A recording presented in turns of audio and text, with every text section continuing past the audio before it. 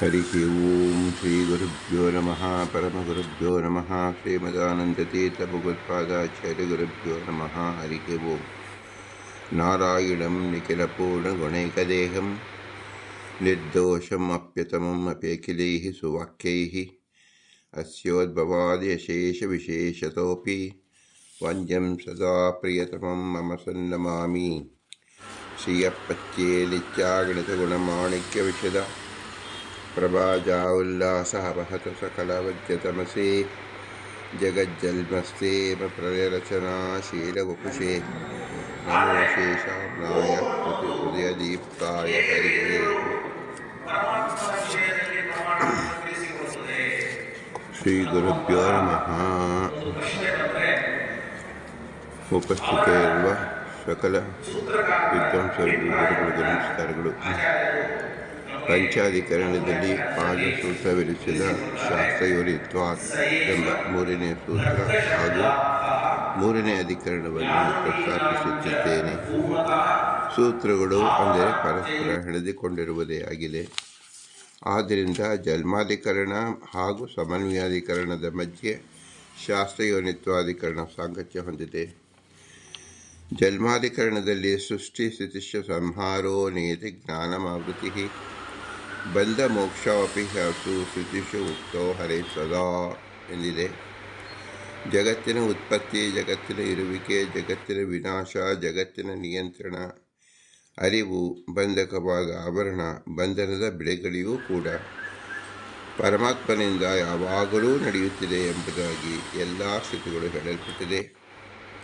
ನ್ಯಾಯಿಸುವುದರಲ್ಲಿ ಶ್ರೀ ಜಯತೀರ್ಥರು ಆಸು ಶ್ರುತೀಷು ಪ್ರಸಿದ್ಧಾಸು ಭಾಷ್ಯ ಉದಾಹರಿತಾಸು ಹರೇರುದಿತಾಹ ಎಂದು ತಿಳಿಸಿದ್ದಾರೆ.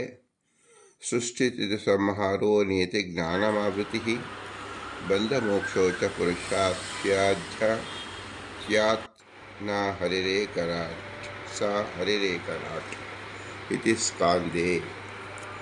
ಯತೋ ವೈ ಇಮಾನಿ ಭೂತಾನಿ ಜಾಯಂತೆ ಯೇನ ಜಾತಾನಿ ಜೀವಂತಿ ಯತ್ರ ಅಭಿವಿಶಂತಿ ತದ್ವಿಜಿಜ್ಞಾಸವ್ಯ ತದ್ಬ್ರಹ್ಮೇತಿ ತೈತ್ರಿಯ. ಯಾವು ತ್ರಿಧಾತು ಪೃಥಿವೀಂ ದ್ಯಾಮಾಕೋ ದಾತಾರ ಭುವನಾನಿ ವಿಶ್ವ ಚತುರ್ವೇದ ಚತುರ್ಭಿಃ ಸಾಕಂ ನವತಿಂ ಚ ನಾಮಭಿಃ ಚಕ್ರಂ ನ ವೃಕ್ಷಂ ಪೃಥೀರಂ ವಿವಿಪಪತ್ ಪರೋಮಾತ್ಸಾಯ ತನ್ವಾಂ ವಿಜಾನ ನ ತೇ ಮಹತ್ವಮನ್ಯಂ ಶೃಣ್ವಂತಿ ನ ತೇ ವಿಷ್ಣೋ ಜಾಯಮಾನೋ ನ ಜಾತೋ ದೇವಮಹಿಮ್ನಾ ಪರಮಂತಮಾಪ. ಋಗ್ವೇದ. ಯೋನ ಪಿತಾ ಜನಿತಾ ಯೋ ವಿಧಾತ ಧಾಮಾನಿ ವೇದ ಭುವನಾನಿ ವಿಶ್ವ ಇತ್ಯಾದಿ ಚ. ಈ ಉಪನಿಷತ್ತುಗಳಲ್ಲಿ ಹೇಳಿದ ವಾಕ್ಯದಂತೆ ಹರಿಯ ಹೊರತು ಯಾರು ನಿರ್ದೋಷರಲ್ಲ. ಅದೋಷ ವಚನಾಚೈವ ನಿಯಮೇನ ಹರೇ ಶ್ರುತೌ. ಶ್ರುತಿಯಲ್ಲಿ ಹರಿಯೊಬ್ಬನೇ ನಿಯಮೇನ ನಿರ್ದೋಷತ್ವ ಹೇಳಿರುವುದರಿಂದಲೂ ಕೂಡ ಜನ್ಮಾದ್ಯಸೇತಿ ಏನ ಏತದ್ ಜೈ ವಿಷ್ಣೋರೇವ ಸ್ವಲಕ್ಷಣಂ. ಈ ರೀತಿಯಾಗಿ ಸೂತ್ರದಲ್ಲಿ ಹೇಳಿದ ಲಕ್ಷಣ ಹರಿಯೊಬ್ಬನೇ ಲಕ್ಷಣಾದ್ದರಿಂದ ಲಕ್ಷಣಕ್ಕೆ ಅತೀವಾತಿ, ಅವ್ಯಾಪಿ, ಅಸಂಭವ ಇವೆಲ್ಲವನ್ನು ಪರಿಹರಿಸಿ ಜನ್ಮಾದ್ಯಸೇತಿ ಎಂದಿದ್ದಾರೆ. ಈ ಲಕ್ಷಣ ಹಾಗೂ ಲಕ್ಷಣದ ಬ್ರಹ್ಮನಿಗೆ ಭಿನ್ನವೋ ಅಭಿನ್ನವೋ ಎಂಬ ಪರನ ಶಂಕೆಗೆ ವಿಶೇಷವನ್ನು ಒಪ್ಪಿಸಿದ್ದಾರೆ. ವಿಶೇಷ ನಾಮ ಕಥಿತಃ ಸೋಸ್ತು ವಸ್ತು ವಿಶೇಷತಃ. ಭೇದ ಕಾರ್ಯವನ್ನು ನೇಮಿಸುವ ಶಕ್ತಿ ವಿಶೇಷವೇ ವಿಶೇಷ ಎಂಬ ಹೆಸರಿನಿಂದ ಕರೆಯಲ್ಪಡುತ್ತದೆ. ಈ ವಿಶೇಷ ಎಲ್ಲ ವಸ್ತುಗಳಲ್ಲಿ ಇದೆ ಎಂಬುದನ್ನು ಎಲ್ಲರೂ ಒಪ್ಪಲೇಬೇಕು. ವಿಶೇಷಾತೇಪಿ ಅನಂತಸ್ಯ ಪರಸ್ಪರ ವಿಶೇಷಿಣಃ ಸ್ವನಿರ್ವಾಹಕತಾಯುಕ್ತಂ ಸಂತಿ ವಸ್ತುಷು ವಿಶೇಷತಃ. ಸ್ವನಿರ್ವಾಹಕಗಳಾಗಿದ್ದು ಪರಸ್ಪರ ವಿಶೇಷವು ಆ ವಿಶೇಷಗಳು ಅನಂತ ವಸ್ತುಗಳಿಗೆ ಅನಂತವಾಗಿದೆ ವಿನಃ ಎಲ್ಲೆಡೆ ಒಂದೇ ವಿಶೇಷವಲ್ಲ. ವಿಶೇಷವು ಪ್ರತ್ಯಕ್ಷ ಪ್ರಮಾಣದಿಂದಲೂ ಸಿದ್ಧವಾಗಿದೆ. ನಾನಾನಂದಾದಿಗಳೇ ಬ್ರಹ್ಮನಾದರು, ನಾನಾನಂದಾದಿಗಳು ಉಳ್ಳವ ಬ್ರಹ್ಮ ಎಂದೇ ವ್ಯವಹಾರ ಮಾಡುತ್ತೇವೆ. ಅಥೋ ಅನಂತಗುಣ ಬ್ರಹ್ಮ ನಿರ್ವೇದಮಪಿ ಬಣ್ಯತೆ. ಆದ್ದರಿಂದ ವಿಶೇಷ ಸಾಮರ್ಥ್ಯದಿಂದ ಗುಣ ಅಭಿನ್ನನಾದರೂ ಬ್ರಹ್ಮವು ಅನಂತ ಗುಣವುಳ್ಳದೆಂದು ಹೇಳಲ್ಪಡುತ್ತದೆ. ಬ್ರಹ್ಮ ಮತ್ತು ಅವನ ಗುಣಗಳಿಗೆ ಸವಿಶೇಷ ಭೇದವು ಶ್ರುತಿಸಿದ್ಧವಾಗಿದೆ. ಏವಂ ಧರ್ಮಾನಿತ ಶ್ರುತ್ವ ತದಭೇದೋಪಿ ವಿಧೀಯತೆ. ಏವಂ ಧರ್ಮಾನ್ ಪೃಥಕ್ ಪೃಥಕ್ ಪಶ್ಯತ್ ಎಂದು ಶ್ರುತಿಯಿಂದ ಬ್ರಹ್ಮ ಹಾಗೂ ಧರ್ಮ ಅಂದರೆ ಗುಣಗಳಿಗೆ ಅಭೇದ ಹಾಗೂ ವಿಶೇಷವು ಹೇಳಲ್ಪಡುತ್ತದೆ.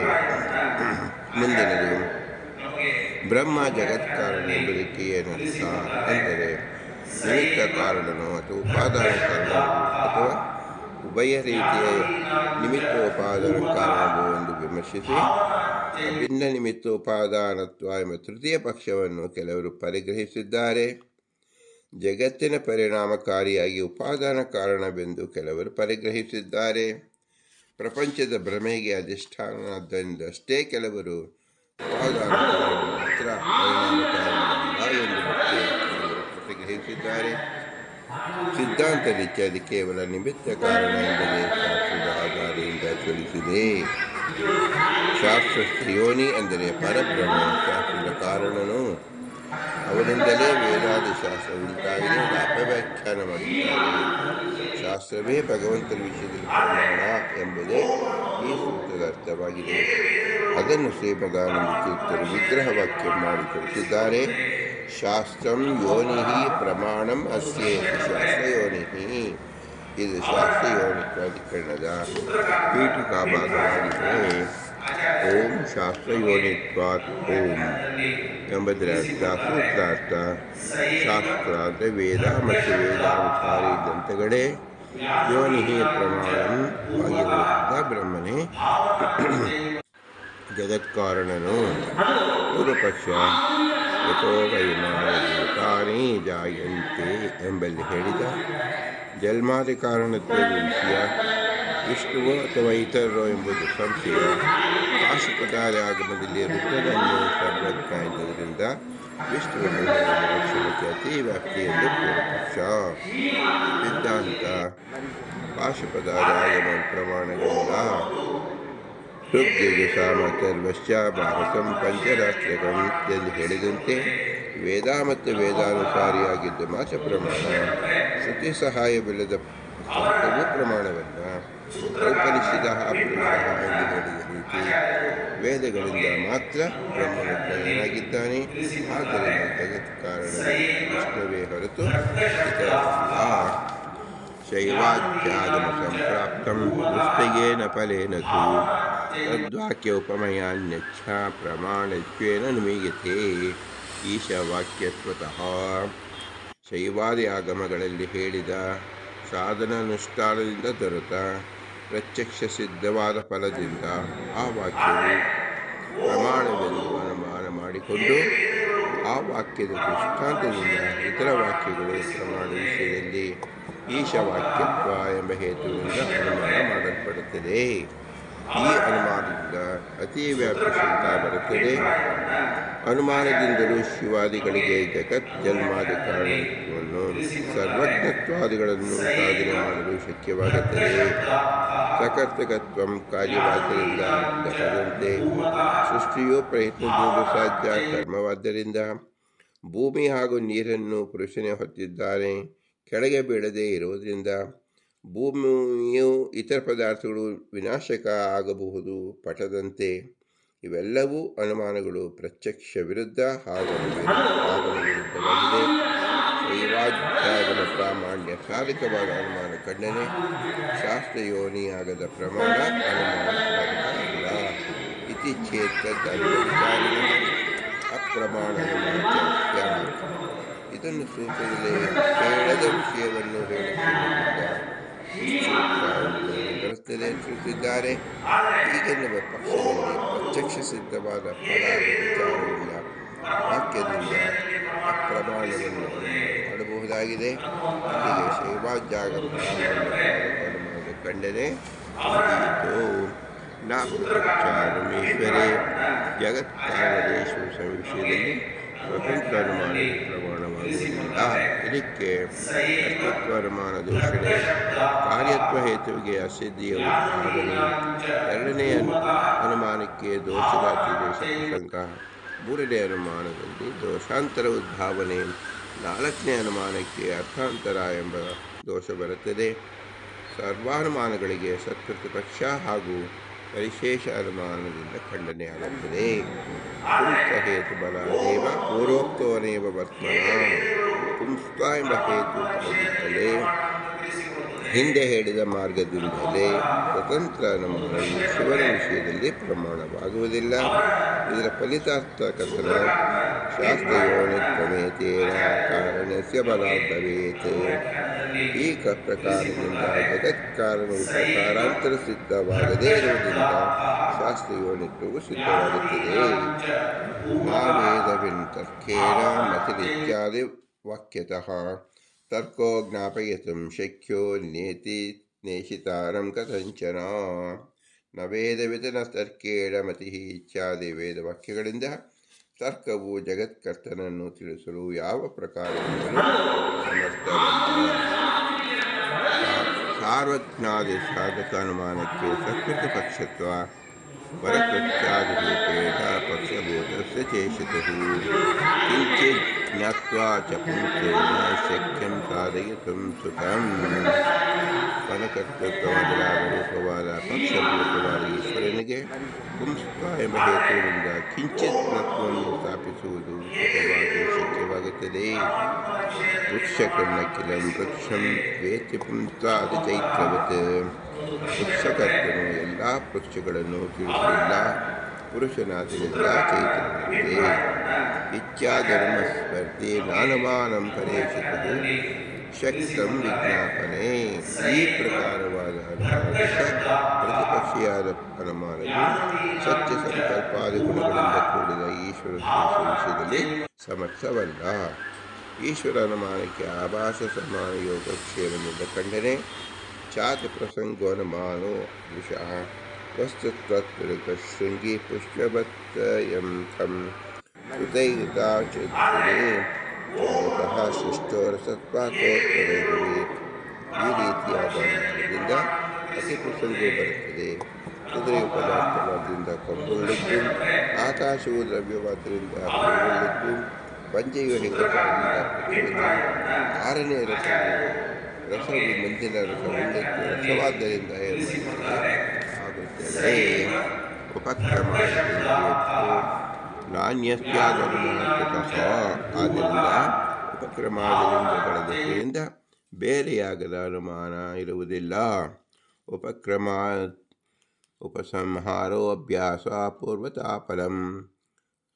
ಅರ್ಥವಾದ ಉತ್ಪತ್ತಿ ಚ ಲಿಂಗಂ ತಾತ್ಪರ್ಯ ನಿರ್ಣಯೇ ಎಂದು ಹೇಳಿದ ಷಡ್ವಿಧ ತಾತ್ಪರ್ಯ ಲಿಂಗಗಳು ಶ್ರುತ್ಯಾದಿಗಳನ್ನು ಶ್ರುತಿ ಲಿಂಗ ಸಮಾಖ್ಯಾಚ ವಾಕ್ಯಾಚ ಪ್ರಕರಣಂಚಿತ ಇವುಗಳನ್ನು ಸ್ವೀಕಾರ ಮಾಡಿ ಶಾಸ್ತ್ರಂ ಯೋನಿಹಿ ಪ್ರಮಾಣಂ ಅಸ್ಯೇತಿ ಶಾಸ್ತ್ರಯೋನಿಹಿ ಎಂದೇ ತೀರ್ಮಾನಿಸಿಕೊಳ್ಳಬೇಕು.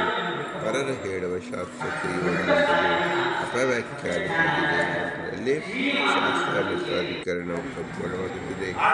ಈಗ ವ್ಯಾಕರಣ ಚಿಂತನೆ ಮಾಡುವುದಾದರೆ ಶಾಸ್ತ್ರಸ್ಯ ಯೋನಿಹಿ ಪರರು ಮಾಡಿದ ವ್ಯಾಖ್ಯಾನ ಶಾಸ್ತ್ರಂ ಯೋನಿಯಸ್ಯ ಸಹ ಶ್ರೀಮದಾನಂದ ಅರ್ಥ. ಶಾಸ್ತ್ರಸ್ಯ ಎಂದು ಹೇಳಿದಾಗ ಶಾಸ್ತ್ರದ ಅಥವಾ ಶಾಸ್ತ್ರ ಸಂಬಂಧಿಸಿದ ಎಂದರ್ಥ. ಶಾಸ್ತ್ರಂ ಯೋನಿಯಸ್ಯ ಎಂದಾಗ ಶಾಸ್ತ್ರದಿಂದ ಬಂದ ಅಧಿಕಾರವುಳ್ಳವನು ಅಥವಾ ಶಾಸ್ತ್ರವೇ ಮೂಲ ಎಂದು ಸೂಚಿಸುತ್ತದೆ. ಶಾಸ್ತ್ರ ಎಂಬುದು ನಪುಂಸಕ ಪದ, ಏಕವಚನ, ಜೆನೆಟಿವ್ ಕೇಸ್. ಅದನ್ನೇ ಯೋನಿ ಎಂಬುದು ಸ್ತ್ರೀಲಿಂಗ ಪದ, ಪ್ರಥಮ ವಿಭಕ್ತಿ, ಏಕವಚನ, ನಾಮಿನೇಟಿವ್ ಕೇಸ್. ಯಸ್ಯ ಎಂಬುದು ಪದವು ತದ್ದಿತ ಜೆನೆಟಿವ್ ಪ್ರೊನೌನ್. ತೃತೀಯದಲ್ಲಿ ಬಳಕೆಯಾಗಿದ್ದು ಅದು ಯೋನಿಗೆ ಸಂಬಂಧಿಸಿದ ಕಾರಣವನ್ನು ಸೂಚಿಸುತ್ತದೆ. ಕಾರಣಾರ್ಥಕ ತೃತೀಯ ತದ್ದಿತ ಹೇತು ಸೂಚಿಸುತ್ತದೆ. ಶಾಸ್ತ್ರವೇ ಬ್ರಹ್ಮಜ್ಞಾನದ ಮೂಲ ಎಂದರ್ಥ. ಒಟ್ಟಿನಲ್ಲಿ ಶಾಸ್ತ್ರಸ್ಯ ಯೋನಿ ಎಂಬುದು ಶಾಸ್ತ್ರದ ಮೂಲವನ್ನು ತೋರಿಸುತ್ತದೆ. ಶಾಸ್ತ್ರಂ ಯೋನಿ ಯಸ್ಯ ಎಂಬುದು ಆ ಮೂಲದ ಸ್ವಾಮಿತ್ವವನ್ನು ಸೂಚಿಸುತ್ತದೆ. ಶಾಸ್ತ್ರಂ ಯೋನಿ ಯಸ್ಯ ಎಂಬುದು ಒಂದು ಮುಖ್ಯವಾದ ವ್ಯಾಕರಣ ರೂಪ. ಇದರ ಅರ್ಥ ಶಾಸ್ತ್ರದ ಮೂಲ ಶಾಸ್ತ್ರದಿಂದ ಉಂಟಾಗುವುದು ಎಂದು ಹೇಳುತ್ತದೆ. ಈ ವಾಕ್ಯ ಬ್ರಹ್ಮಜ್ಞಾನದ ಮೂಲವನ್ನು ಶಾಸ್ತ್ರವೆಂದು ತೋರಿಸುತ್ತದೆ. ಇದೇ ಕಾರಣದಿಂದ ಶಾಸ್ತ್ರವೇ ನಮ್ಮ ಜ್ಞಾನಕ್ಕೆ ಮೂಲ, ಶ್ರೋತ್ರ ಅಥವಾ ಮಾರ್ಗ ಎಂದು ಮಾಧ್ವ ಸಿದ್ಧಾಂತದಲ್ಲಿ ಸ್ಪಷ್ಟಪಡಿಸಿದೆ.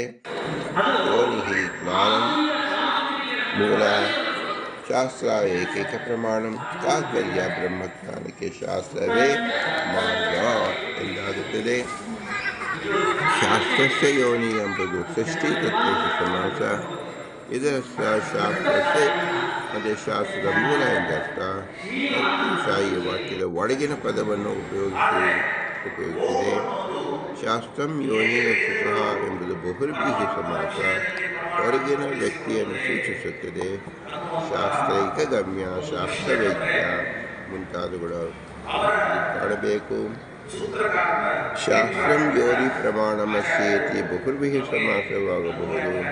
ಇಲ್ಲಿ ಹೊರಗಿನ ವ್ಯಕ್ತಿಯನ್ನು ಪದಾರ್ಥದ ಮುಖ್ಯವಾಗುತ್ತದೆ. ಹೀಗೆ ಒಳಗಿನ ಪದದಿಂದ ದೋಷ ಆರೋಪಣೆ ಪರನಾದರೆ ಹೊರಗಿನ ವೇದ್ಯನಾದ ಭಗವಂತನು ತಿಳಿಸುವ ಶ್ರೀಮದಾನಂತೀರ್ಥರು ಎಂದು ತಿಳಿಯಬೇಕು. ಶಾಸ್ತ್ರಸ್ಯ ಯೋನಿ ಅಂತ ಹೇಳಿದ್ರಿಂದ ವೇದದ ಅಪ್ರಾಮಾಣ್ಯವನ್ನೇ ಸಾಧಿಸುವಂತೆ ಆಗುತ್ತದೆ. ಆದ್ದರಿಂದ ಪರರು ಹೇಳತಕ್ಕಂಥ ಷಷ್ಠಿ ತತ್ವ ಸಮಾಸವನ್ನು ಹೇಳಬಾರದು. ಏಕೆಂದರೆ ವೇದ ಸ್ವತಃಪ್ರಾಮಾಣ್ಯ ಮತ್ತು ಅಪೌರುಷೀಯವಾದದ್ದು, ಭಗವಂತನಿಂದಲೂ ರಚಿತವಾದುದಲ್ಲ ಎಂಬುದನ್ನು ತಿಳಿದುಕೊಳ್ಳಬೇಕು. ಓಂ ಶಾಸ್ತ್ರಯೋನಿತ್ವಾತ್ ಓಂ ಶಾಸ್ತ್ರಯೋನಿ ಪ್ರಮಾಣವಸ್ತು ಶಾಸ್ತ್ರಯೋನಿ. ಶಾಸ್ತ್ರವೇ ಇವನಿಗೆ ಜ್ಞಾನ ಕಾರಣವಾದ ಪ್ರಮಾಣಗಳು ಎಂಬುದೇ ಶಾಸ್ತ್ರಯೋನಿ ಎಂಬ ಶಬ್ದಾರ್ಥ. ಜಿಜ್ಞಾಸರಾದ ಬ್ರಹ್ಮನನ್ನು ಜನ್ಮಾದಿಗಳಿಗೆ ನಿಮಿತ್ತ ಕಾರಣವಾದನನ್ನು ಶಾಸ್ತ್ರದ ಆಧಾರದಿಂದ ತಿಳಿಯತಕ್ಕದ್ದು ಎಂಬುದೇ ತಾತ್ಪರ್ಯ. ನಾವುಗಳೆಲ್ಲರೂ ಜೀವರು, ಅಸ್ವತಂತ್ರರು, ದುಃಖಿಗಳು, ಸಂಸಾರ ಬಂಧನಕ್ಕೆ ಒಳಗಾದವರು ಆಗಿದ್ದೇವೆ. ಇದು ನಮಗೆಲ್ಲರಿಗೂ ಪ್ರತ್ಯಕ್ಷ ವೇದೋ ಹಿ ಜೀವಾನಂ ಮೋಕ್ಷಮುದ್ದೇಶ್ಯ ಪ್ರವೃತ್ತಃ ತೇಷಾಂ ದುಃಖ ಪ್ರಹರಣಾಯ ಶ್ರುತೇಷಾಂ ಪ್ರವರ್ತತೆ. ನಮ್ಮ ದುಃಖ ನಿವಾರಣೆಗೆ ಪರಿಹಾರ ರೂಪ ಭಗವಂತ ಪ್ರಸಾದವು ಯಾಚಿಸುವುದೇ ಆಗಿದೆ. ಇದಕ್ಕಾಗಿ ಅತಾಥ ಪೂರ್ಣನಾದ ಭಗವಂತನನ್ನು ವಿಶ್ವಾಸ ಮಾಡು ಎಂದು ಪ್ರಕೃತಿಯಲ್ಲಿ ಭಾಷ್ಯಕಾರರಾದ ಶ್ರೀಮದಾನಂತೀರ್ಥರು ಉಪದೇಶಿಸಿದ್ದಾರೆ. ಏತಕ್ಕಾಗಿ ವಿಷ್ಣುವನ್ನು ಶರಣಾಗಬೇಕು ಎಂದರೆ ನಮಗೆ ಆಶಯವನ್ನು ಒದಗಿಸಿದ್ದಾನೆ. ಅದೇ ಸೃಷ್ಟಿ ಸ್ಥಿತಿಯಲ್ಲಿ ಅವತಾರ ನಾನಾ ವಿಚಾರಗಳಿಂದ ಮೋಕ್ಷ ಪ್ರದಾತ ಎಂಬುದಾಗಿ ದ್ವಿತೀಯ ಸೂತ್ರದಲ್ಲಿ ಬರುತ್ತದೆ. ಈ ಲಕ್ಷಣಗಳು ಬ್ರಹ್ಮನ ಅರ್ಥವೇ ಇರುವುದು ಎಂಬುದನ್ನು ಶಾಸ್ತ್ರದ ಆಧಾರದಿಂದ ತಿಳಿಯಬೇಕು ಎಂಬುದೇ ಈ ಸೂಕ್ತ ಪ್ರಸ್ತಾಪಿಸುತ್ತದೆ. ಶಾಸ್ತ್ರ ಎಂದರೆ ಯಾವುದು? ಋಗ್ಯಜುಸಾಮ ಸರ್ವಶ್ಚ ಭಾರತಂ ಪಂಚರಾತ್ರಿಕಂ ಮೂಲ ರಾಮಾಯಣಂ ಚೈವ ಶಾಸ್ತ್ರಮಿತಿ. ಇವುಗಳೇ ಶಾಸ್ತ್ರ ಎಂದು ಹೇಳಲ್ಪಟ್ಟಿದೆ. ಯಚ್ಚ ಅನುಕೂಲಮೇತಸ್ಯ ತಸ್ಯ ಶಾಸ್ತ್ರಂ ಪ್ರಕೀರ್ತಿತಂ ಅಥೋ ಅನ್ಯಗ್ರಂಥ ವಿಸ್ತಾರೋ ನೈವ ಶಾಸ್ತ್ರಂ ಕುವರ್ತ್ಮತಾ ಇತಿ ಸ್ಕಾಂದೇ. ಸಾಂಖ್ಯಂ ಯೋಗಂ ಪಾಶುಪತಂ ವೇದಾರಣ್ಯಕಮೇವ ಚ ಇಚ್ಚಾರಂ ಚ ಭೇದಃ ಪಂಚರಾತ್ರಯೋಃ ಐಕ್ಯಾಭಿಪ್ರಾಯೇಣ ಪಂಚರಾತ್ರೇಷು ಪ್ರಾಮಾಣ್ಯಯುಕ್ತಂ ಇತರೇಷಂ ಭಿನ್ನಮತತ್ವಂ ಪ್ರದರ್ಶ್ಯ ಮೋಕ್ಷಧರ್ಮೇಷುಪಿ ಶಾಸ್ತ್ರಂ ಯೋನಿಃ ಪ್ರಮಾಣಮಸ್ಯೇತಿ ಶಾಸ್ತ್ರಯೋನಿಃ. ಈ ವಿಷಯದಲ್ಲಿ ನಾವು ತಿಳಿದುಕೊಳ್ಳಬೇಕಾಗಿದ್ದು ಸೂತ್ರ ಜೀವಕ್ಕೆ ಬೇಕಾದ ಚತುಷ್ಟಗಳು, ಅಧಿಕಾರಿ ವಿಷಯ, ಸಂಬಂಧ ಪ್ರಯೋಜನ, 224 ಕಾರಣಗಳ ವಿಷಯ, ಸಂಶಯ, ಪೂರ್ವಪಕ್ಷ, ಸಿದ್ಧಾಂತ, ಫಲ, ಆಕ್ಷೇಪ, ಸಮಾಧಾನ ಮತ್ತು ಸೂಚಿಸಿದ್ದಾರೆ. 4 ಅಧ್ಯಾಯಗಳಲ್ಲಿ ಸೂತ್ರ ಸಂಗತಿ, ಪಾತ್ರ ಸಂಗತಿ, ಅಧ್ಯಾಯ ಸಂಗತಿ ಮತ್ತು ಶ್ರೀ ವೇದವ್ಯಾಸದೇವರ ಅಭಿಪ್ರಾಯವನ್ನು ತೋರಿಸಿದ್ದಾರೆ. ಸೂತ್ರದ ಲಕ್ಷಣ ಅಲ್ಪಾಕ್ಷರಂ ಅಸಂದಿಗ್ಧಂ ಸಾರವದ್ ವಿಶ್ವತೋ ಮುಖಂ ಅಸ್ಥೋಪಮಾನವಜ್ಜಂ ಚ ಸೂತ್ರಂ ಸೂತ್ರವಿದೋ ವಿದುಹು. ತಾತ್ಪರ್ಯಲಿಂಗವಾಗಿ ಶ್ರುತಿಲಿಂಗ ಸಮಾಚಾರ ಪ್ರಕರಣಂ ತಥಾ ಪೂರ್ವಂ ಪೂರ್ವಂ ಬಲಿಜಸ್ಯಾತಿ ಆಗಮ ನಿರ್ಣಯ ಎಂಬುದಾಗಿ ತಾತ್ಪರ್ಯ ನಿರ್ಣಯಕ್ಕೆ ಉಪಕ್ರಮ ಸಂಹಾರತ್ಯಾಪರಂ ಅರ್ಥವಾದ ನಿರ್ಣಯ ಇದರ ಹಿನ್ನೆಲೆಯಲ್ಲಿ ಶಾಸ್ತ್ರಯೋನಿತ್ವಾದೆಂಬ ಸೂತ್ರದ ಪರಿಚಯವನ್ನು ಕೇವಲ 2 ಮಾತುಗಳಿಂದ ವಿನಯಿಸಿಕೊಳ್ಳಲು ಪ್ರಯತ್ನಿಸುತ್ತೇನೆ. ಮೊದಲಿಗೆ ನಾವು ನಾಸ್ತಿಕವಾದವನ್ನು ಮಾಡಿಕೊಳ್ಳಬೇಕು. ನಾವು ಭಗವಂತನ ಪ್ರತ್ಯಕ್ಷ ಕಂಡಿಲ್ಲ, ಅವನ ಕೃತ್ಯಗಳು ನಾವು ಕಂಡಿದ್ದೇವೆ. ವಿಶ್ವಕರ್ತಾತಿ ವಿಜ್ಞೇಯ, ಭಗವಂತನ ಹೊರತು ಅನ್ಯರಿಂದ ಸಾಧ್ಯವಿಲ್ಲವಾದ್ದರಿಂದ ಅದನ್ನು ಹೇಗೆ ತಿಳಿದುಕೊಳ್ಳುವುದು ಹೇಳಿದರೆ ೇತೋದಾತಮಾದಿವಾಸನಂ ಜಾತಿಸ್ಮೃತ ಯುಕ್ತಾಂತ ಸೂರ್ಯಕಾಂತೋಭಕ್ಷಣಂ ಪ್ರೇತ್ಯಾಭೂತಾಪ್ಯೇವ ದೇವತಾಭ್ಯಯಾಚನಂ ಪ್ರತೆ ಕರ್ಮ ನಿವೃತ್ತಶ್ಚ ಪ್ರಮಾಣಮಿತಿ ನಿಶ್ಚಯಃ ಇತಿ ಮೋಕ್ಷದಮೋಚನ ನಾಸ್ತಿಕ್ಯವಾದೋ ಉಚ್ಯತೆ. ಇದು ತಿಳಿಯುವ ಬಗ್ಗೆ ಹೇಗೆ ಅಂದರೆ ಉಪಕ್ರಮಾದಿಲಿಂಗೇಭ್ಯೋ ಜ್ಞಾನ್ಯರ್ಥಾಧನ ಮಾತುಕಃ. ಇವೆಲ್ಲವೂ ರೂಪವಾಗಿ ಯಾರಿಗೆ ತಮ್ಮದೇ ಆದ ಪ್ರಶ್ನೆ ಬಿಟ್ಟಿರುತ್ತದೋ ಅದಕ್ಕೆ ತಕ್ಕಾಗಿ ಉತ್ತರವನ್ನು ಇದರಲ್ಲಿ ಯಾವುದೇ ಪದವಾಕ್ಯಾರ್ಥವನ್ನು ಆಧರಿಸಿ ಸಂಶಯ ನಿವಾರಿಸಿಕೊಳ್ಳಬಹುದು. ಅಜ್ಞಾನಂ ಪ್ರತೀಯಮಾನಾತ್ಮೀನ ಶಾಸ್ತ್ರಯೋನಿತ್ವಂ ಕುತಃ ಓಂ ತತ್ವ ಸಮನ್ವಯ. ಹೀಗೆ ಕರ್ಮದಿಂದ ಸಮನ್ವಯತ್ವಕ್ಕೆ ಬಂದಿಯಾಗಿರುತ್ತು. ಶಾಸ್ತ್ರಯೋನಿತ್ವಾಧಿಕರಣ ಇದು ಮನೋರೂಪವಾಗಿ ನಿರಂತರ ಚಿಂತಿಸಿದಾಗ ಸಾಕ್ಷಾತ್ಕಾರ ಸಾಧ್ಯ ಎಂಬುದೇ ವೇದವ್ಯಾಸರ ಅಭಿಪ್ರಾಯ. ಅದಕ್ಕೆ ಅರ್ಥವಾಗಿದೆ. ಒಟ್ಟು ಸಾರಾಂಶ ಏನು? ಭಗವಂತ ಹಾಗೂ ಭಗವಂತನ ಜಗತ್ ಸೃಷ್ಟಿ ಕರ್ತೃತ್ವ ಭಗವಂತ ವಿಶಿಷ್ಟ ಗುಣ. ಇಲ್ಲಿ ಭಗವಂತ ನಿಮಿತ್ತ ಕಾರಣನಾಗಿದ್ದಾನೆ. ಸೃಷ್ಟಾದಿ ಕರ್ತೃತ್ವ ಎಂಬ ಗುಣವೇ ಬ್ರಹ್ಮನ ಜಿಜ್ಞಾಸ ಮಾಡುವ ವಿಷಯ ರೂಪವಾಗಿ ಇದನ್ನು ಪ್ರಾಮಾಣಿಕ ರೂಪವಾಗಿ ನಿರ್ಧರಿಸುವುದು ಶಾಸ್ತ್ರದಿಂದ ಮಾತ್ರ. ಇದನ್ನು ಉಪಕ್ರಮಾದಿಲಿಂಗದಿಂದ ಶಾಸ್ತ್ರ ಇದನ್ನು ಗಟ್ಟಿ ಮಾಡಿಕೊಳ್ಳುವುದೇ ಶಾಸ್ತ್ರಯೋನಿತ್ವದ ಸಾರಾಂಶ. ಸದಾಗಮಕ ವಿಜ್ಞೇಯಂ ಸಮಕೀರ್ತ ಚರಾಚರಂ ನಾರಾಯಣಂ ಸದಾನಂದಿ ನಿರ್ದೋಷೇಶ ಸದ್ಗುಣಂ. ಇದನ್ನೇ ಪ್ರತಿ ಸಾಧಕರು ನಿರಂತರವಾಗಿ ಮನನ ಮಾಡುತ್ತಾರೋ ಅವರಿಗೆ ಅಪರೋಕ್ಷ ಜ್ಞಾನ ಒದಗಿಸುವುದಕ್ಕೆ ಮೂಲಭೂತ ಕಾರಣವಾದ ಭಗವಂತನ ಪ್ರಸಾದಕ್ಕೆ ಕಾರಣರಾಗುತ್ತಾರೆ. ಆದ್ದರಿಂದಲೇ ಶಾಸ್ತ್ರಂ ಯೋನಿ ಪ್ರಮಾಣಮಸ್ಯೇತಿ ಶಾಸ್ತ್ರಯೋನಿ ಎಂಬ ವಿಗ್ರಹ ವಾಕ್ಯವನ್ನು ಶ್ರೀಮದಾನಂದ ತಿಳಿಸಿಕೊಟ್ಟಿದ್ದಾರೆ. ಕಳೆದ 21 ವರ್ಷಗಳಿಂದಲೂ ಉಭಯ ಗುರುಗಳು ಅನುಗ್ರಹಿಸಿದ ಶಾಸ್ತ್ರಸಾರವಿದು. ಅವರ ಅನುಗ್ರಹ ಮೂಲಕ ಕ್ಷೇತ್ರ ಸ್ವಾಮಿ ದಿಗ್ವಿಜಯ ಲಕ್ಷ್ಮೀ ನರಸಿಂಹಾಭಿನ್ನ ಕುಲದೇವತಾ ಲಕ್ಷ್ಮೀಶ್ವರ ಪಾದಕಮಲದಲ್ಲಿ ಮಾತುಗಳನ್ನು ಅರ್ಪಿಸುತ್ತಿದ್ದೇನೆ. ಶ್ರೀಕೃಷ್ಣಾರ್ಪಣಮಸ್ಸು. ಭಾರತೀಯ ಮುಖ್ಯ ಪ್ರಾಣಾಂತರ ಶ್ರೀಕೃಷ್ಣಾರ್ಪಣಮಸ್ಸು. ಈ ಸುಧಾನುವಾದದಲ್ಲಿ ಶ್ರೀಮದಾನಂದ ತೀರ್ಥ ಸ್ಪಷ್ಟವಾಗಿ ಶಾಸ್ತ್ರಯೋನಿತ್ವಾಧಿಕರಣವನ್ನು ಅವರೇ ಮತ್ತೆ ಸರ್ವ ಉಪಾಸನಾ ಪಾದದಲ್ಲಿ ತಿಳಿಸಿಕೊಟ್ಟಿದ್ದಾರೆ. ಸರ್ವವೇದ ಸಂಗ್ರಹ ಎಂಬುದರಲ್ಲಿ ಮೋಕ್ಷಾದಿತ್ವಮೇತಸ್ಯ ಕಥಮೇವಾವಗಮ್ಯತೆ ಇತ್ಯೇತೆ ಶಾಸ್ತ್ರಯೋನಿತ್ವಾತ್ ಶಾಸ್ತ್ರಗಮ್ಯೋ ಹಿ ಮೋಕ್ಷದಃ. ಬೇಕಾದರೆ ಶಾಸ್ತ್ರಯೋನಿತ್ವವನ್ನು ಗಟ್ಟಿ ಮಾಡಿಕೊಳ್ಳಿ ಎಂದರ್ಥ. ಪ್ರತ್ಯಕ್ಷ ರಸೀತೇಭ್ಯಃ ಸ್ಯಾದಿದೆ ಮೋಕ್ಷಕದಂಚನ ಕಿಮಿತ್ಯಾನಾದಿ ಸಂಸಾರಮಟ್ಟಂ ಸರ್ವಾಯಮ ಪ್ರಯಾಃ. ಎಲ್ಲರೂ ಸಂಸಾರದಲ್ಲಿರುವುದರಿಂದ ಅದರ ಉದ್ಧಾರಕ್ಕೋಸ್ಕರವಾಗಿ ಮೋಕ್ಷ ಚಿಂತನೆ ಮಾಡಿಸಬೇಕು. ಯಸ್ಮಾನ್ ನಿಯಮಿತೋ ದುಃಖಹಾನಿ ಪ್ರತ್ಯಕ್ಷತೋ ಭವೇತ್ ಧಾವಂತೇವ ತಮುದ್ದೇಶ್ಯ ರಾಜ್ಯಾಖಿಲ ಪ್ರಜಾ. ಪ್ರತ್ಯಕ್ಷವಾಗಿ ದುಃಖ ನಾಶವಾಗಿದ್ದರೆ ಎಲ್ಲ ರಾಜನಲ್ಲಿ ಓಡಿ ಹೋಗುತ್ತಿದ್ದರು, ಅದು ಸಾಧ್ಯವಿಲ್ಲ. ಶಾಸ್ತ್ರದಿಂದಲೇ ಸಾಧ್ಯ ಅನ್ನೋದು ಅರ್ಥ. ಧರ್ಮ ಗಮ್ಯತೋ ಮೋಕ್ಷ ಇತ್ಯಾದರ್ಮೈವಹಿ ಪುರುಷವನ್ ಮೋಕ್ಷದಾತ್ರೋ ಕುತವಿನಿವಾರಯತೆ. ಅನುಮಾನದಿಂದಲೂ ನಾವು ಮೋಕ್ಷವನ್ನು ಸಾಧಿಸಿಕೊಳ್ಳುವುದಕ್ಕಾಗುವುದಿಲ್ಲ. ಅನುಮಾನದಿಂದ ಏನನ್ನೂ ಸಿದ್ಧಿಸುವುದಿಲ್ಲ ಎಂದು ತಾತ್ಪರ್ಯ. ತಶಾಸ್ತ್ರಗಮ್ಯ ಏವೈಕ ಮೋಕ್ಷದೋ ಭವತಿ ಧ್ರುವಂ ಶಾಸ್ತ್ರಗಮ್ಯತ್ವನಾನೋಸಿ ಮೋಕ್ಷದಷ್ಟೇವ ಕೇಶವಾತ್. ಆದ್ದರಿಂದ ಸದಾಗಮೇಕ ವಿಜ್ಞೇಯಮೆಂಬಂತೆ ಶಾಸ್ತ್ರದಿಂದಲೇ ಮೋಕ್ಷದ ಮಾರ್ಗವನ್ನು ತಿಳಿದುಕೊಳ್ಳಬೇಕು ಎಂಬ ಅಭಿಪ್ರಾಯ. ಮೋಕ್ಷದೋ ಹಿ ಸ್ವತಂತ್ರ ಸ್ಯಾತ್ ಪರತಂತ್ರ ಸ್ವಯಂಕೃತೋ ವರ್ತಮಾನ ಕಥಂ ಶಕ್ಯ ಪರಮೋಕ್ಷಾಯ ಕೇವಲಂ. ಭಗವಂತ ಮಾತ್ರ ಸ್ವತಂತ್ರ ಆದವನು ಮೋಕ್ಷವನ್ನು ಕೊಡಬೇಕಾಗಿದೆ ಹೊರತು ಅಸ್ವತಂತ್ರಾದ ಯಾವ ಜೀವರು ಕೊಡುವುದಕ್ಕೆ ಸಾಧ್ಯವಿಲ್ಲ ಎಂಬುದರ್ಥ. ಅನ್ಯಾಶೇಣ ಯಜ್ಞೇಯಂ ತಜ್ಜಾನ್ ಮೋಕ್ಷಂ ತಯೇವಹಿ ತೇನ ಅನುಸೃತೋ ಮೋಕ್ಷಂ ನ ದಾದಜ್ಜಾದನ್ಯವಾಕ್ಯತಃ. ಭಗವಂತನ ಪ್ರಸಾದದಿಂದಲೇ ಮಾತ್ರ ಮೋಕ್ಷ ಬರುತ್ತೆ ಹೊರತು ಭಗವಂತ ಯಾರ ಮಾತನ್ನು ಕೇಳಿ ಯಾವ ಜೀವರಿಗೂ ಮೋಕ್ಷವನ್ನು ಕೊಡುವುದಿಲ್ಲ. ಆದ್ದರಿಂದ ಪ್ರತಿ ಜೀವರು ಅವರವರ ಸಾಧನೆಯನ್ನು ಮಾಡಿಕೊಳ್ಳಬೇಕೆಂಬುದು ಅರ್ಥ. ಅಥಾತದ ಅಸ್ತಮಪಿ ಸಾಜ್ಞೇಯೋ ವಿಷ್ಣು ಮುಮುಕ್ಷುರಪಿ.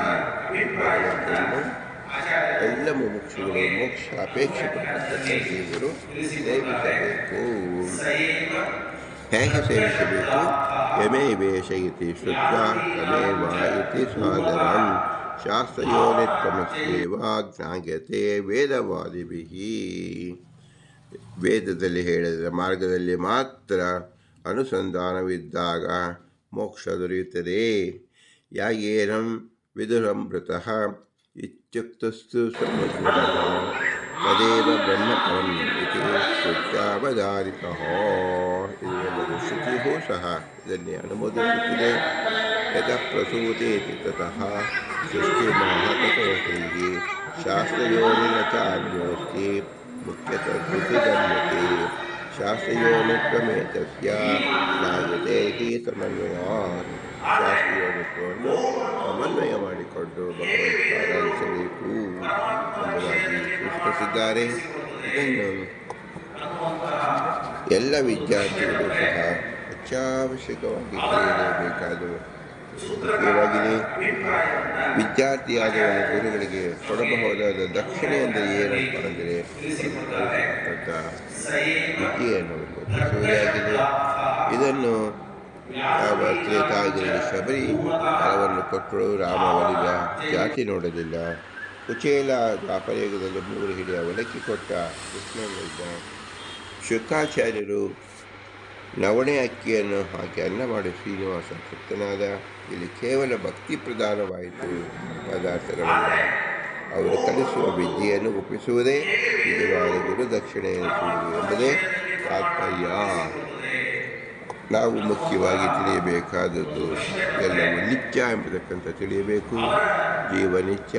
ಸಾವಿರಾರು ಸಾರಿ ಶಾಸ್ತ್ರಗಳು ಓದಿದ್ದೇವೆ, ಆದರೆ ಕಾರ್ಯಕಾರಿಯಾಗಿ ಒಂದಾವರ್ತಿಯೂ ಆಗಿಲ್ಲ. ನಿತ್ಯ ಜೀವ ಜಡ ಶರೀರ ಸಂಬಂಧ ವ್ಯಾಮೋಹ ಯಾಕೆ ಹೋಗಲಿಲ್ಲ ಅಂದರೆ ಹಳೆಯ ಬಟ್ಟೆ ಬಿಸಾಡುತ್ತೇವೆ, ಹಳೆಯ ಶರೀರ ವ್ಯಾಪಾರ ಮಾಡುತ್ತೇವೆ. ಯುಗದಲ್ಲಿ ಹಿರಣ್ಯಕಶಿಪು ನಿತ್ಯತ್ವ ತಿಳಿದಿದ್ದರಿಂದ 10,000 ವರ್ಷಗಳು ಕೇವಲ ಹೆಬ್ಬೆರಳು ಮೇಲೆ ನಿಂತು ತಪಸ್ಸುಗೈದ ಎಂದಿದೆ. 1,00,000 ಆಗಿನ ಆಯುರ್ ಪರಿಮಾಣ 10,000 ವರ್ಷ ಅಂದರೆ 10%. 100 ವರ್ಷದಲ್ಲಿ 10% 10 ವರ್ಷಗಳ ಕಾಲ ನಾವು ಭಗವಂತನ ಉಪಾಸನೆ ಅಂದರೆ ಏಕಾದಶಿಯನ್ನು ಮಾಡುವುದೇ ಆಗಿದೆ. ಇದನ್ನು ನಿಷ್ಠೆಯಿಂದ ಮಾಡಬೇಕು. ನಾವು ನಿತ್ಯ ತಿಳಿದುಕೊಂಡಾಗ ಸಾಧ್ಯ. ದ್ವಾಪರಯುಗದಲ್ಲಿ ಕೃಷ್ಣನನ್ನು ಹತ್ತಿರದಲ್ಲೇ ಇಟ್ಟುಕೊಂಡವರು ಭೀಮಾರ್ಜುನರು ಹಾಗೂ ದುರ್ಯೋಧನ. ಭೀಮನಲ್ಲಿ ನಿತ್ಯ ಭಕ್ತಿ, ಆದರೆ ಅರ್ಜುನಲ್ಲಿ ಸಂಶಯದ ಕೂಡಿದ ದತ್ತನಾಗಿ ಆಗ ಭಗವದ್ಗೀತೆಯನ್ನು ಉಪದೇಶಿಸಿದ. ದುರ್ಯೋಧನ ಹತ್ತಿರದಲ್ಲಿ ಕೇವಲ ದ್ವೇಷ ಮಾಡಿ ವಿನಾಶವಾದ. ಆದ್ದರಿಂದ ಮುಖ್ಯವಾಗಿ ಆತ್ಮಾವಲೋಕನ ಎಂಬುದೇ ಸಕಲ ಶಾಸ್ತ್ರದ ಅಭ್ಯಾಸದ ಸಾರ.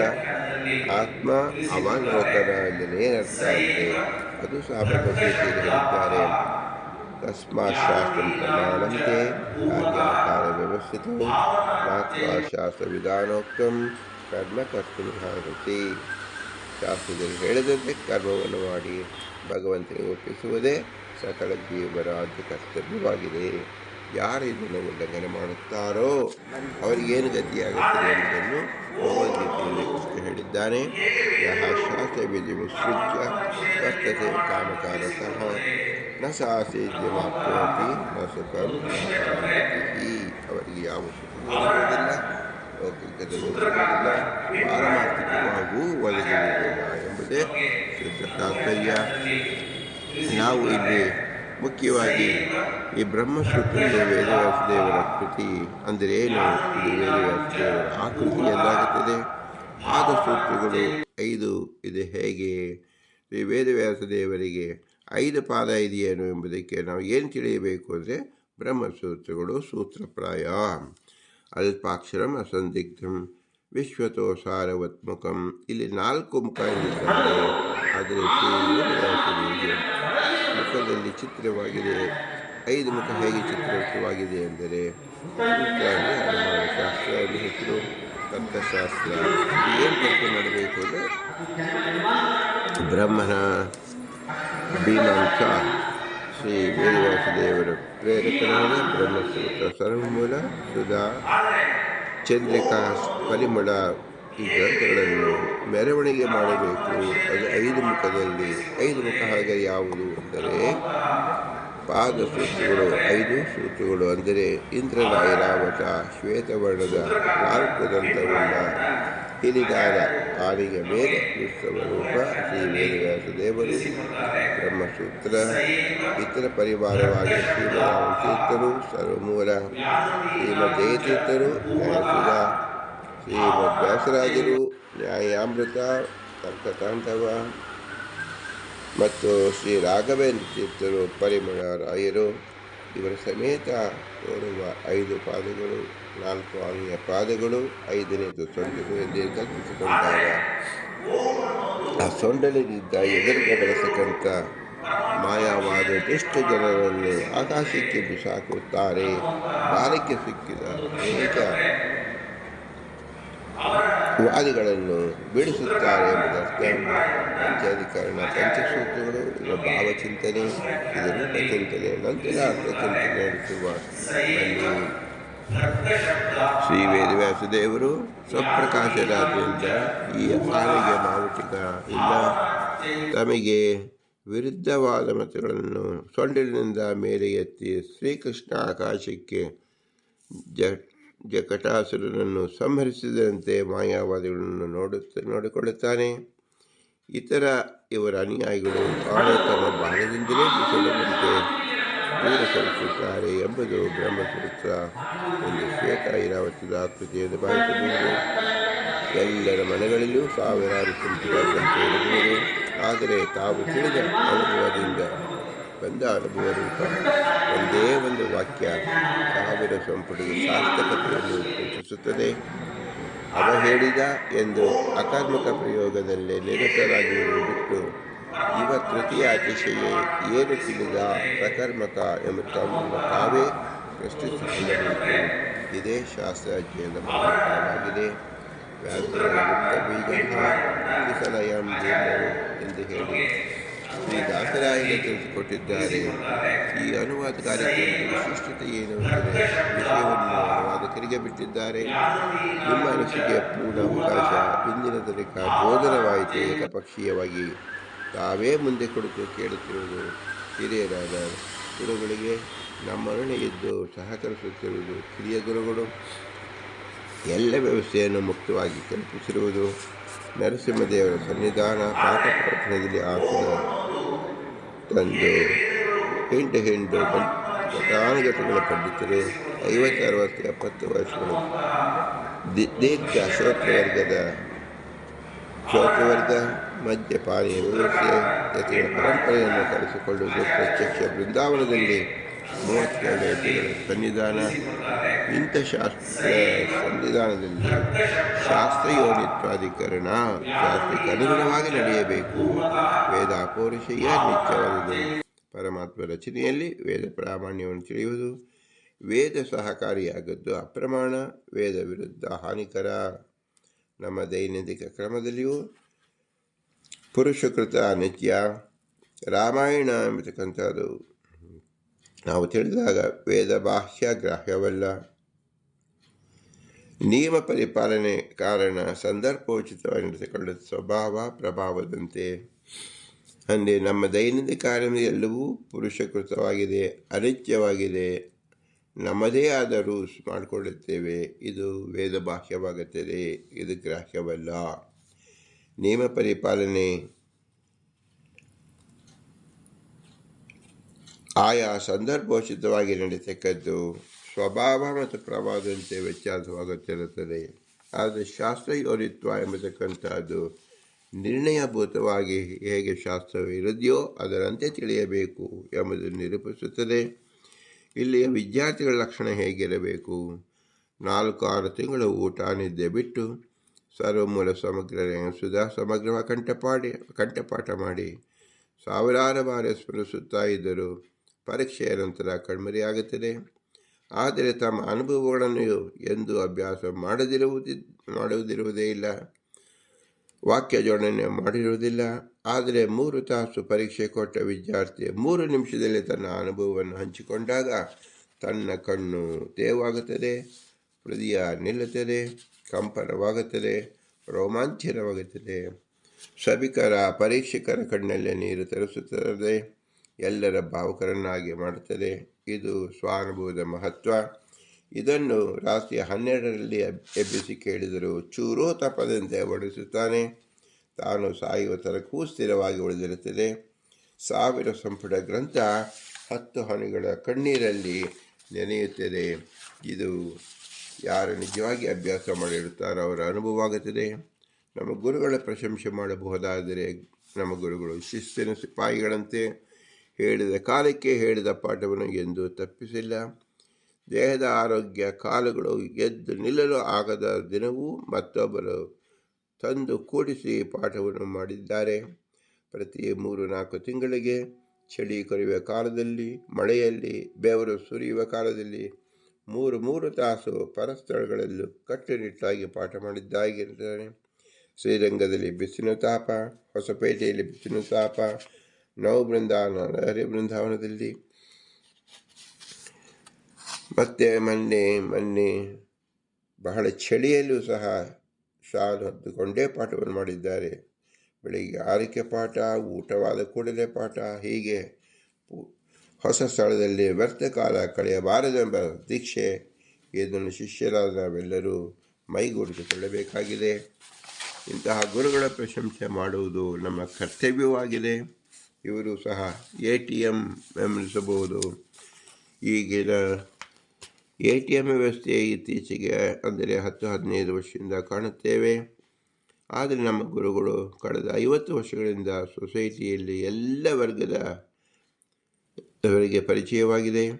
ಮಧ್ವ ಪೀಠದ ಸಕಲ ಪೀಠಾದಿಗಳು, ಸಕಲ ಮಧ್ವ ವಿದ್ವಾಂಸರು, ಸಕಲ ಪೀಠಗಳು, ಎಲ್ಲ ಯತಿಗಳ ಬೃಂದಾವನ ಕ್ಷೇತ್ರಗಳು, ಅಲ್ಲಿನ ಅರ್ಚಕರು, ಉತ್ತಮ ವೈದ್ಯರು, ನ್ಯಾಯವಾದಿಗಳು, ರಕ್ಷಣಾ ಸಿಬ್ಬಂದಿಯವರು, ರಾಜಕಾರಣಿಗಳು, ಇವರ ನೆರವಿನಿಂದ ಅನೇಕ ಮಠಗಳನ್ನು ನೇತೃತ್ವ ಹೊಂದಿ ಯಾರೇ ಆಗಲಿ ರಾತ್ರಿ 12ಕ್ಕೆ ಕರೆದು ಕೇಳಿದರು ಜನನ ಮರಣ ರೋಗಗಳ ಉಪಚಾರ ಎಲ್ಲವನ್ನು ತಮ್ಮ ಪ್ರಭಾವದಿಂದ ತೃಪ್ತಿಕರವಾಗಿ ಮಾಡುತ್ತಿದ್ದಾರೆ.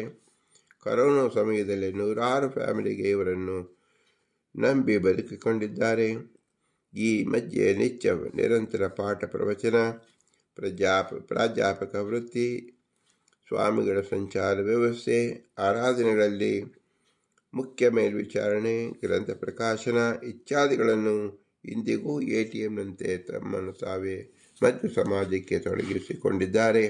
ಇಂತಹವರು ಇಂದು ನಮ್ಮ ಮುಂದೆ ಕುಳಿತು ಆಲಿಸುವುದರಿಂದ ಎಲ್ಲ ಯತಿಗಳು, ಎಲ್ಲ ವಿದ್ವಾಂಸರಿಗೂ ತಲುಪಿಸುವಂತೆ ಆಯಿತು. ಇಂತಹ ಸಂದರ್ಭ ಮೇಲಿಂದ ಮೇಲೆ ಒದಗಿ ಬರಲಿ ಎಂದು ನಾವು ದೇವರನ್ನು ಪ್ರಾರ್ಥಿಸುತ್ತೇವೆ. ಜ್ಞಾನದ ಮಹತ್ವ ಅವರೇ ಹೇಳುವಂತೆ ಸಕ್ಕರೆ ಸಿಹಿ ಇದೆ ಎಂದು 1000 ಬಾರಿ ಹೇಳಿದರೂ ಯಾರಿಗೂ ಸಿಹಿ ಅನಿಸುವುದಿಲ್ಲ. ಬಾಯಿಗೆ ಹಾಕಿಕೊಂಡಾಗ ಯಾವ ಶಬ್ದವೂ ಬೇಕೆನಿಸುವುದಿಲ್ಲ. ಇದರರ್ಥ ಸಕ್ಕರೆ ಅಂದರೆ ಸಿ ಅಂದರೆ ಇಂಗ್ಲೀಷಿನ ಸಿ, ಹಿ ಅಂದರೆ ಸಂಸ್ಕೃತ ಹಿ. ಸಕ್ಕರೆ ನೋಡಿ ಅದು ಸಿಹಿಯಾಗಿದೆ. ಶಾಸ್ತ್ರದಲ್ಲಿ ಅಕ್ಕರೆ ಅಂದರೆ ಇಂಟ್ರೆಸ್ಟ್ ಇದ್ದರೆ ಮನಸ್ಸು ಸಿಹಿಯಾಗುತ್ತದೆ ಎಂದರ್ಥ. ಅನೇಕ ದಿನಗಳು 3 ತಾಸಿನ ಪಾಠ ಕೇವಲ 3 ಕ್ಷಣದಂತೆ ನಾವೆಲ್ಲರೂ ಅನುಭವಿಸಿದ್ದೇವೆ. ಅದರ ತಯಾರಿಕೆಯ ಹಿನ್ನೆಲೆ, ಅರ್ಥಶ್ರಮ ಗುರುಗಳಿಗೆ ಮಾತ್ರ ಗೊತ್ತು. ಇದು ಶಾಸ್ತ್ರದಲ್ಲಿರುವ ಮಹಿಮೆ. ಗಾಯತ್ರಿ ಅರ್ಧ ಮಂತ್ರ ಅನುಸಂಧಾನದಿಂದ ಲಕ್ಷ್ಮೀದೇವಿಯು ಈಶಾಗನ್ಯ ತಾನಾಲೋಚನೆ ಸರ್ವೇಶ ಜ್ಞಾನಂ ಪಡೆದಿದ್ದಾಳೆ ಎಂದು ಋಗ್ಭಾಷ್ಯ ಪಾಠದಲ್ಲಿ ಪೂಜಾ ಮಂದಿರದಲ್ಲಿ 2ನೇ ಮಹಡಿಯಲ್ಲಿ ಪಾಠ ಹೇಳಿದ್ದು ಮರೆಯಲಾಗಲ್ಲ. ಬೋರ್ಡ್ ತರಿಸಿ ಯಾರ ಗ್ರಂಥ ಇಲ್ಲವೋ ಅವರಿಗೂ ತಿಳಿಸಿ ಪಾಠ ಮಾಡಿದ್ದು, ಸರ್ವಮೂಲ ಪೆನ್ಡ್ರೈವ್ ಹಾಕಿಕೊಟ್ಟಿದ್ದು, ಇದರಿಂದ ನೀವು ಏನು ತಿಳಿದಿರಿ ಎಂಬುದನ್ನು ಎಚ್ಚರ ಮಾತಾಗಿ ಹೇಳಿ ಕೊಟ್ಟಿದ್ದು ಬಹಳ ಹಸಿರಾಗಿದೆ. ಇಂತಹ ಗುರುಗಳನ್ನು ನಾವು ನಿತ್ಯ ನೆನೆಯಲೇಬೇಕು. 50 ವರ್ಷ ಸಾಧನೆಯಿಂದ ಗ್ರೌಂಡ್ ಫ್ಲೋರ್ನಲ್ಲಿ ನಿಂತು ಫಸ್ಟ್ ಫ್ಲೋರಿಗೆ ಅದೃಶ್ಯರಾಗಿ ಏನೂ ಸಮಯವಿಲ್ಲದೆ ಹಾರಿ ಹೋಗತಕ್ಕಂಥ ಎಂಬ ಸಾಧನೆ ಮಾಡಿಕೊಳ್ಳಬಹುದು. ಆದರೆ 9-10 ಮೆಟ್ಲುಗಳು ದಾಟಿದರೆ 2-3 ನಿಮಿಷದಲ್ಲಿ ಸೇರಬಹುದು. ಲಿಫ್ಟ್ನಲ್ಲಿ ಕೇವಲ 1 ನಿಮಿಷದಲ್ಲೇ ಸೇರಬಹುದು. ಇದಕ್ಕೆ 50 ವರ್ಷದ ಸಾಧನೆ ಅನಾವಶ್ಯಕ. ಆದರೆ ಇದು ಕರ್ಮದ ವಿಷಯವಾಯಿತು. ಇದೇ ಜ್ಞಾನ ಮಧ್ವಶಾಸ್ತ್ರದಲ್ಲಿ ಹಾಕಿದಾಗ ಹಡಗು ದಾಟಲು ಜಲಸ್ಥಾಯ ಮಾಡಿದ ಅವನು ನಾವಿಕ ಕಡೆಯಂತೆ ಬದುಕುತ್ತಾನೆ, ಅಥವಾ ಈಜಲು ಬಾರದ ಆ ಯೋಗಿ ನೀರಿನಲ್ಲಿ ಮುಳುಗುತ್ತಾನೆ. ಈಜಲು ಬಂದ ನಾವಿಕ ಸುಖವಾಗಿ ದಡ ಸೇರುತ್ತಾನೆ. ಇದೇ ಜ್ಞಾನ ಕರ್ಮಗಳ ಚಿಂತನೆ. ಇಂತಹ ನೂರಾರು ನಿದರ್ಶನಗಳು ಗುರುಗಳು ಪರಸ್ಪರ ದಾಸರ ಪಾಠದ ಉದ್ದಕ್ಕೂ ತಿಳಿಸಿದ್ದಾರೆ. ಆದ್ದರಿಂದ ನಮಗೆ ಪಾಠಗಳಿಂದ ಅವರ ಅನುಭವದ ಕಥೆಗಳು ಶಾಶ್ವತವಾಗಿ ನಿಂತಿದೆ ಎಂಬುದಕ್ಕೆ ಇದೇ ತಾತ್ಪರ್ಯರೂಪವಾಗಿದೆ. ಗುರುಗಳು ಯಾರು ಎಂದರೆ, ಗುರುಣಾಂ ಎಂಬ ಶ್ಲೋಕಕ್ಕೆ ಈಗಾಗಲೇ ಇಬ್ಬರು ಮಾತನಾಡಿದ್ದಾರೆ. ಜೀವೋತ್ತರವಾದ ಮುಖ್ಯ ಪ್ರಾಣದೇವರು ಸಕಲ ದೇವರಿಗೂ ಗುರುಗಳು. ಅವರಿಗೆ ಗುರುಗಳು ಶ್ರೀ ವೇದವ್ಯಾಸ ದೇವರು. ನಮಗೆ ಮಾತನಾಡುವ ದೇವರು ಅಂದರೆ ಶ್ರೀ ವೇದವ್ಯಾಸ ದೇವರು. ವ್ಯಾಸೋಚಿಷ್ಟಂ ಜಗತ್ಸರ್ವಂ ಎಂಬ ಮಾತಿದೆ. ಶ್ರೀಮದಾನ ತೀರ್ಥರು ಶ್ರೀ ವೇದವ್ಯಾಸರಿಂದ ಮೊದಲಿಗೆ ಬ್ರಹ್ಮ ಸೂತ್ರ ಅಂದರೆ ಬ್ರಹ್ಮ ಪಾಠ ಕಲಿತರು. ಅವರಿಂದ ನಂತರ ಎಲ್ಲರಿಗೂ ಬೋಧಿಸಲ್ಪಟ್ಟಿತು. ಇದರ ಅರ್ಥ ನಮಗಿಂತ ಮೊದಲು ಓದಿಕೊಂಡು ನಮಗೆ ಗುರುಗಳು ಎನಿಸಿದ್ದಾರೆ. ಅವರು ವಯಸ್ಸಿನಲ್ಲಿ ಚಿಕ್ಕವರು ದೊಡ್ಡವರು ಎಂಬ ಪ್ರಶ್ನೆ ಉದ್ಭವಿಸುವುದಿಲ್ಲ. ಆಶ್ರಮ ಜ್ಯೇಷ್ಠಗಳು ಅಧ್ಯಾಪಕರು ಹೀಗೆ ವೇದವ್ಯಾಸ ದೇವರಿಂದ ಕಲಿತ ಪಾಠ ಶ್ರೀಮದಾನ ತೀರ್ಥರು ನಮಗೆ ನುಡಿಯುತ್ತಿದ್ದಾರೆ. ನಮಗೆ ಅರ್ಥವಾಗಲಿಲ್ಲ. ಶ್ರೀಮದ್ ಜಯತೀರ್ಥರು ಕೇಳಿಕೊಂಡರು, ಅವರು ನಮಗೆ ತಿಳಿಸಿದರು. ಅವರದು ಅರ್ಥವಾಗಲಿಲ್ಲ. ಶ್ರೀಮದ್ ವ್ಯಾಸರಾಜರು ಅರಿತರು, ಅವರು ನಮಗೆ ಬೋಧಿಸಿದರು, ಅದು ಅರ್ಥವಾಗಲಿಲ್ಲ. ಶ್ರೀ ರಾಘವೇಂದ್ರ ತೀರ್ಥರು ಅರ್ಥ ಮಾಡಿಕೊಂಡರು, ಅವರು ನಮಗೆ ಬೋಧಿಸಿದರು. ಇದೇ ಪರಂಪರೆಯಲ್ಲಿ ಇಂದಿನ ಗುರುಗಳು ಅರ್ಥವಾಗಿದ್ದು ನಮಗೆ ಬೋಧಿಸಿದರು. ಆದ್ದರಿಂದ ಎಲ್ಲ ಗುರುಗಳು ಮಾತನಾಡುವ ಭಗವಂತನ ಪ್ರತಿಮೆಗಳು. ಆಭಾಸವೈ ಬ್ರಹ್ಮ ಅಂದರೆ ಬಿಂಬ ಪ್ರತಿಬಿಂಬದಂತೆ ಮುಂದೆಯವರಿರುವುದು. ಗುರುಗಳು ಮಾತನಾಡುವಾಗ ನಾವು ಕೇಳಬೇಕು. ಇದೇ ವಿದ್ಯಾರ್ಥಿಯ ಲಕ್ಷಣ ಎಂದು ನಾವು ತಿಳಿದುಕೊಳ್ಳಬೇಕು. ಈ ವೇದವ್ಯಾಸದೇವರು ಸಕಲ ಸಜ್ಜೀವರಿಗೂ ಈ ಶಾಸ್ತ್ರವನ್ನು ತಿಳಿಸಿಕೊಟ್ಟಿದ್ದಾರೆ. ನಾವು ಇದನ್ನು ಉಪಯೋಗಿಸಿಕೊಳ್ಳಬೇಕು. ನಾವು ಏನು ಚಿಂತನೆ ಮಾಡಬೇಕು? ಶಾಸ್ತ್ರದಿಂದ ಮಾತ್ರ ಭಗವಂತನ ಆರಾಧನೆ ಮಾಡಿಕೊಳ್ಳಬೇಕು. ನಮ್ಮ ಕರ್ತವ್ಯ ಏನು? 30, 40, 50 ವರ್ಷದ ಶಾಸ್ತ್ರವನ್ನು ಅಭ್ಯಾಸ ಮಾಡಿ ಒದಗಿದ ಅನುಭವ ಸಂದೇಶ ರವಾನೆ ಮಾಡಬೇಕು, ಇತರರಿಗೆ ತಿಳಿಸಬೇಕು. ಗುರುಗಳ ಪಾಠದ ಮಧ್ಯೆ ಅನುಭವಿಸಿದ ನುಡಿದ ಗಳಿಗೆಯನ್ನು ನೆನಪಿಸಿಕೊಳ್ಳಬೇಕು. ಅನುಭವಿಗಳು ನೀವೆಲ್ಲ ಅನುಭವದ ಅಡುಗೆಯ ಮಾಡಿ, ಅನುಭಾವಿಗಳು ನೀವೆಲ್ಲ ಕೂಡಿ ರಸಕವಳ ಶಾಸ್ತ್ರಪಾಠ ತತ್ವಚಿಂತನೆ ಇದೆ ಅಡಿಗೆ. ಅನುಭವ ಯುಕ್ತಿಯಾಗಮವೇ ನಮಗೆ ಸಾಧಕವಾದ ಶಾಸ್ತ್ರ. ಅನುಸಂಧಾನ ರಾಹಿತ್ಯಂ ವ್ಯರ್ಥಮೇವ ಹಿ ಕೇವಲಂ ಎಂಬುದಾಗಿ ಶಾಸ್ತ್ರದ ಉಕ್ತಿ ಇದೆ. ಆದ್ದರಿಂದ ಒಟ್ಟು ತಾತ್ಪರ್ಯವೇನೆಂದರೆ, ಶ್ರೀ ಗುರುಗಳಿಂದ ಶ್ರೀ ವೇದವ್ಯಾಸದೇವರು ಏನು ಉಪದೇಶ ಮಾಡಿದರೋ, ಶ್ರೀ ವೇದವ್ಯಾಸದೇವರು ನಿತ್ಯ ನಿರಂತರ ಎಲ್ಲರ ಗುರುಗಳಲ್ಲಿಯೂ ಇದ್ದೇ ಇರುತ್ತಾರೆ. ಶ್ರೀಮದಾನ ತೀರ್ಥರು ನಮ್ಮ ಜ್ಞಾನ ರೂಪಕವಾಗಿರುತ್ತಾರೆ. ಅದರಂತೆ ಎಲ್ಲ ಗುರುಗಳು ಸನ್ನಿಧಾನವಿರುವುದರಿಂದ ನಾವು ಮಧ್ವ ಪೀಠಾಧಿಪತಿಗಳಲ್ಲಿ, ಮಧ್ವ ಪಂಡಿತರಲ್ಲಿ ಮಧ್ವಶಾಸ್ತ್ರವನ್ನು ನಾವು ಕೇಳುತ್ತಾ ಇದ್ದೇವೆ. ಇದು ಈ ಕಾಲದಲ್ಲಿ ನಮ್ಮ ಜನ್ಮ ಸಾರ್ಥಕ್ಯವನ್ನು ಮಾಡಿಕೊಳ್ಳತಕ್ಕಂಥ ಸಂದರ್ಭವಾಗಿದೆ. ಸುಧಾನವಾದ ರೂಪದಲ್ಲಿ ನಮ್ಮ ಅನುಭವವನ್ನೇ ನಾವು ಹಂಚಿಕೊಂಡಿದ್ದೇವೆ. ಇದು ಗುರುಗಳಿಗೆ ಅವರು ಅವರ ಅನುಭವವನ್ನು ಹೇಳಿಕೊಂಡಾಗ ನಮಗೆ ಆದ ಅನುಭವವನ್ನು ನಮ್ಮ ಅನುಭವ ಮೂಲಕ ಗುರುಗಳ ಪಾದಾರವಿಂದಕ್ಕೆ ನಾವು ತಲುಪಿಸುತ್ತಿದ್ದೇವೆ. ಏನು ಮಾಡಿದರೂ ಗುರುಗಳ ಮುಂದೆ ಶಿಷ್ಯನ ಫಲ ಎಂಬತಕ್ಕಂಥದ್ದು ಏನೂ ಇರುವುದಿಲ್ಲ. ಎಲ್ಲವೂ ಗುರುಗಳ ಅನುಗ್ರಹ ರೂಪವೇ ಆಗಿರುತ್ತದೆ. ಆದ್ದರಿಂದ ಈ 2 ತೊದಲು ಮಾತುಗಳನ್ನು ಕೇಳಿದ್ದೇವೆ, ಅದು ಗುರುಗಳ ಸಮರ್ಪಣದಲ್ಲಿ ನಾವು ಸಮರ್ಪಿಸಿದಾಗ ಅದು ಶುದ್ಧ ವಾಕ್ಯವಾಗುತ್ತದೆ. ಗುರುಗಳ ಗುಲಾಮನಾಗದ ತನಕ ದೊರೆಯದಣ್ಣ ಮುಕುತಿ ಎಂಬ ದಾಸರಾಯರ ವಚನ. ಹಾಗೂ ನಮ್ಮ ವಾಕ್ಶುದ್ಧಿಗಾಗಿ ಕೆಲವು ಮಾತುಗಳನ್ನು ಗುರುಗಳ ಅಡಿದಾವರ ಮೂಲಕ ಒಪ್ಪಿಸಿದಾಗ ಭಗವಂತ ಪ್ರೀತನಾಗುತ್ತಾನೆ ಎಂಬುದೇ ಶಾಸ್ತ್ರ. ಇದನ್ನು ನಮ್ಮ ಜಾಪಿ ಗುರುಗಳು ಇದಕ್ಕೆ ಅವಕಾಶ ಮಾಡಿಕೊಟ್ಟಿದ್ದರಿಂದ ಈ ತಿರುಪತಿ ಕ್ಷೇತ್ರದಲ್ಲಿ ಶ್ರೀಮದಾನಂದ ತೀರ್ಥರು ನಡೆದಾಡಿದ ಸ್ಥಳ, ಭಗವಂತ ಓಡಾಡಿದ ಸ್ಥಳದಲ್ಲಿ ಇಂದು ವಿಷ್ಣು ವೈಷ್ಣವರ ಮಧ್ಯೆ ಈ ಸುಧಾನುವಾದವನ್ನು ಅಸ್ಮದ್ಬಿಂಬಾಂತರ್ಗತ ಭಾರತೀ ರಮಣ ಮುಖ್ಯ ಪ್ರಾಣಾಂತರ್ಗತ ಲಕ್ಷ್ಮೀ ವೆಂಕಟೇಶ್ವರ ಪ್ರಿಯತಾಂ ಪ್ರೀತ್ವಾ ಭವತು.